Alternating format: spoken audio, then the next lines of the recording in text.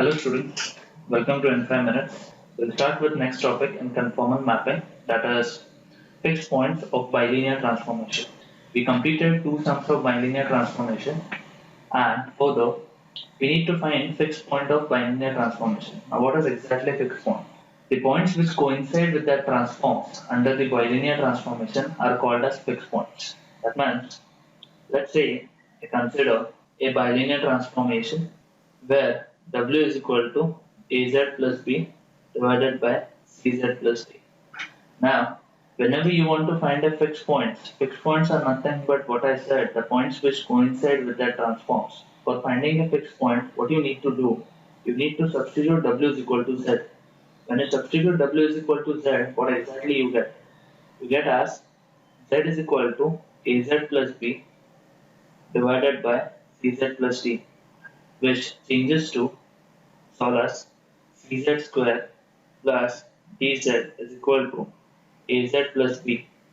Now, which can be written as further. This makes a quadratic equation which is nothing but CZ square plus D minus A Z. I took this term on the left hand side minus B is equal to 0. Now, this is a quadratic equation from which we can find the roots. Now, in other words, I can say that roots of these equations are nothing but fixed. So, I just mention here roots of the equation are fixed points.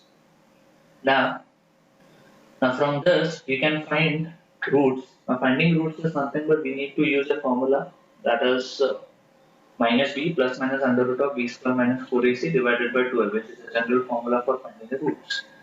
Now I define my case 1. The case 1 I will be defining that. Before that, let's apply the formula and find the roots of z. So I can say my z is, so this is my b, I can write as minus of d minus a plus minus under root of d minus a the whole square plus 4ac. So a is nothing but c and that becomes minus b. So I change this plus, so I can write as b the whole divided by 2a. So that is nothing but your a is c. So I can write as 2c. Now this is my roots formula. I just described the roots. Now you know the under root value that is said to be what capital D we say discriminant. This describes that it describes your nature of roots. Now we'll be making different cases. Now suppose I define as my case 1. I'm defining my case 1 that if C is not equal to 0. So if C is not equal to 0, here my first case lies to be your roots will be distinct. Your roots will be distinct is nothing but what I can say. Your roots will be different. If your roots are different, obviously you need to say that d minus a the whole square plus 4bc is not equal to d minus a the whole square plus 4bc is not equal to 0. Then you can say your roots are distinct. Now there might be a case that if you say d minus a the whole square plus 4bc, if it is equal to 0.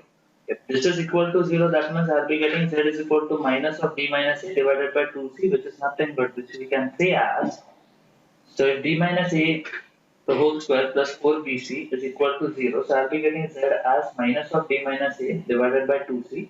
So that means I'll be getting one root, so we can't say it is one root because it's a quadratic equation with degree 2. That means I'll be getting my roots will be identical. So I can say roots are identical. Now, let's see case 2. Now, case 2 writes if I can say if c is equal to 0. Now, if c is equal to 0, but you can say if d is not equal to 0. Understand? If c is equal to 0, then what we can write as, we know that our w is az plus b divided by cz plus d, which will be changes to, if c is 0, changes to az plus b divided by d, which I can write as a by dz plus b by d. Now,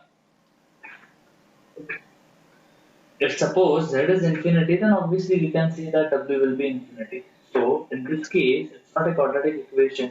will be having only one fixed point as infinity. Now we can see here as I got W is equal to A by D Z plus B by D. To find fixed point, what I'll be doing, I'll be changing this into Z. So I can see here my W will be equal to Z. Now let's change it. So that becomes Z is equal to A by D Z plus B by D.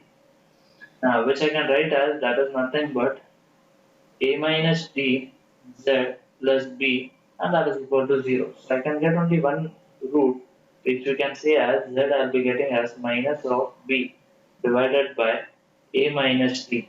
Now this case will be right only if your A is not equal to D. So that means I can say that from keeping C equal to 0, you'll end up with this Z.